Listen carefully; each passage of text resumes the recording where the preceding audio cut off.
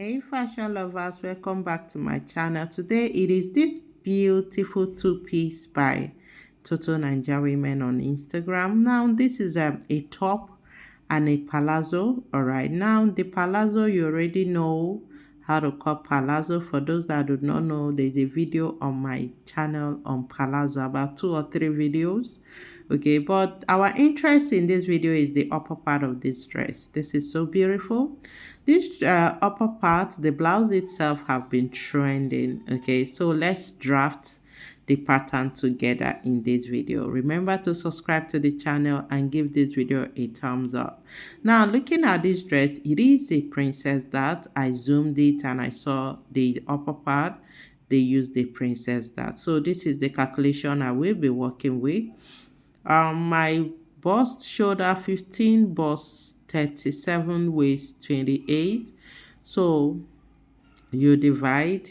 Now to my waist and bust, look at my addition. I went for 4 inches and 3 inches on the bust. Now the minimum you can go, especially for a beginner, all right, especially for a beginner, to avoid shortage of any kind, it's better you have enough allowance. So 4 inches and 3 is very much okay, but you can go as low as 2.5 inches to avoid when it's time to shape you do not have enough, you can get a person's measurement. Okay, so this is my pattern paper folded into two. I'll go ahead and mark my shoulder, which is the first.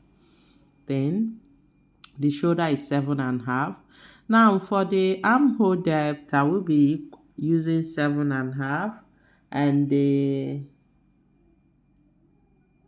bust point, I'll go ahead and mark my bust point. After the bust point, I'll mark my half length. Now this is a peplum dress, but the down part of it is not flay. Okay, that is not flay. All right, it is not girded, it is not pleats. Okay, it's a new style, and right now it is trending. So let's draft it. Now I've gone ahead to mark my necessary lines. This is my shoulder and this is my bust. This is my bust point, and this is my W, which is the waist and which is the half length. Okay, now at the half length I added half inches. Okay, at the half length. Now after doing that, the next thing I'm doing right now is marking my measurement with sewing allowance. So my bust is 9, here is 9, and this is the allowance. Okay, the same thing I'll do on the waist. I will be marking the accurate measurement, at the same time mark the sewing allowance and that allowance added to it. Now what determines your allowance in this kind of dress is the kind of dart you're using. This is a princess dart, is not a waist dart. All right, a princess dart requires that when you cut, you have to add, okay, you have to join it back, so it requires more fabric. Then I'll go ahead and connect them back. Okay, I'll go ahead and connect them back. Now I haven't got it this. The next is my armhole depth, my armhole curves rather. Use my French curve and get the curving. Now I have curved it. Okay, the next is for our dart. All right, the dart I went for nipple to nipple, which is 8 divided by 2 gives us 4. So I went for 4.25. All right, that is what I went for. Then we'll mark it straight. Now before you get your princess dart, you have to get your normal waist dart. So half inches on the waist. Okay, then you connect it half inches before the bust point, or 1 inches before the bust point. Okay, this is it. If you watch my connection, it didn't go up to the few inches, half inches before the bust point. Now the next thing is to measure your armhole, divide it by 2, then you add 1.5 inches to it and indicate the line where it is. Use your French curve and connect. It has to connect smoothly. Okay, so this is it. This is good to go. Another thing I like to do is do my extension just like you did. I usually do this when I do not want excess. I do not want the armhole part to short in any way, especially for your princess that you need this extension. Then for the neck width, looking at this neck width, I'm going for 3.5, but the maximum you can go for this kind of neck width is 4 inches. Now 3.5 by 3.5, let's see what it gives. Okay, now to me 3.5 in width is okay, but in depth it is too small, so I will extend it by 1 inches, so I'm having 4.5 in total. To me, I think the 4.5 is very okay. All right, so as a beginner, you want to try this out. Do that on the pattern. If you're not getting it on the pattern, you will not get the fabric. So I've curved the the neck, any of them, but to me, the last depth is very much okay. That is the 4.5. Okay, I will equally go ahead and slant my shoulder. Now, the next thing is to cut. For the back of this dress, I will be using the front, to get my back. So what I'll be cutting now is the part that are not necessary, like these parts. Okay, and equally the armhole, I will be cutting that too, because I need to place it, then cut.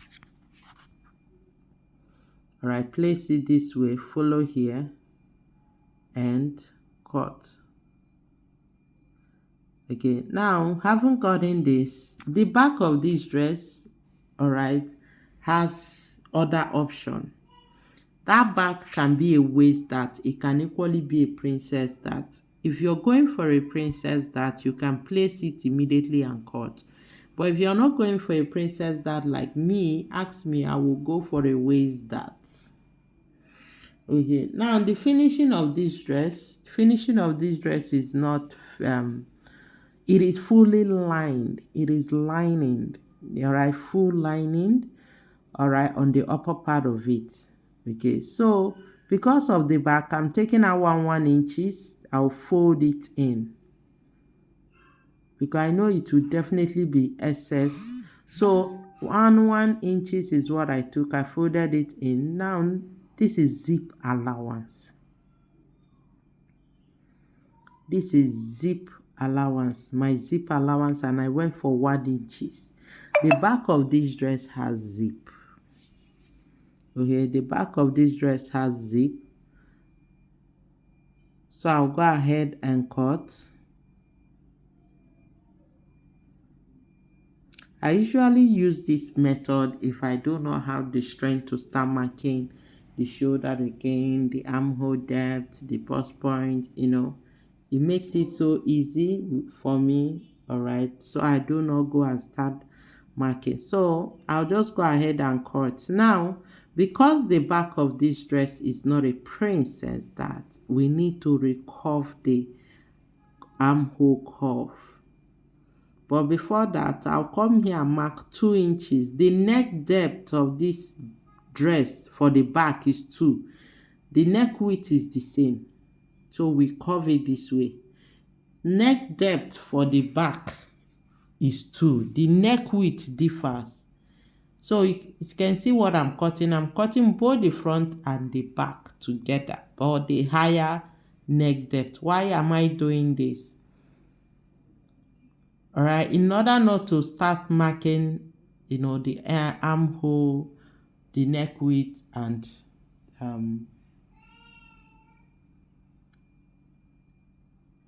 so having done that, I'll recurve here, just like I told you, because it's no longer a princess that.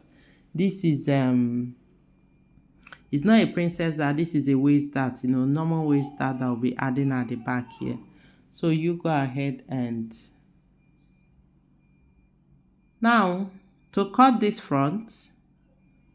All right, I'm done with the back. To cut this front, we'll open it up just like the normal way we cut our princess that.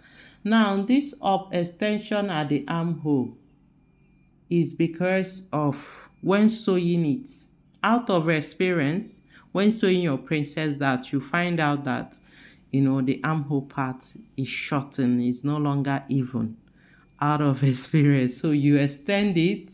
Even if you decide to recut it, you can always recut it, okay? So this is it. All right, now let's cut the neck, okay, to see if it gives us what is on the picture.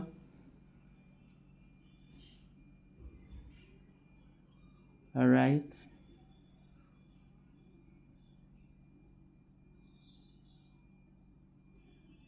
So this is it.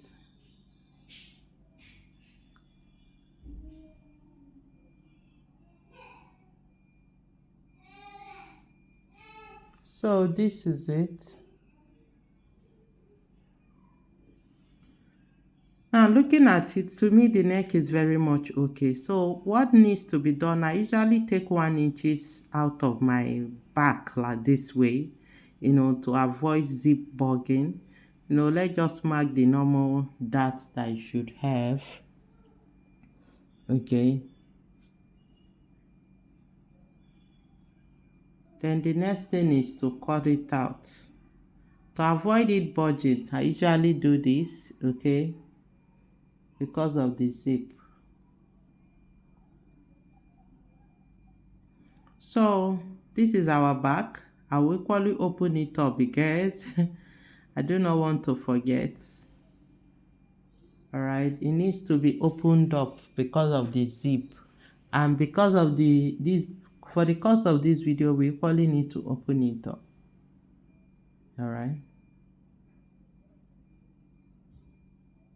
So this is I've used tape to hold the front, the back together. Now the next thing that needs our attention is the down of this dress. Now the waist of this dress is 27. Okay, you divide it by 2.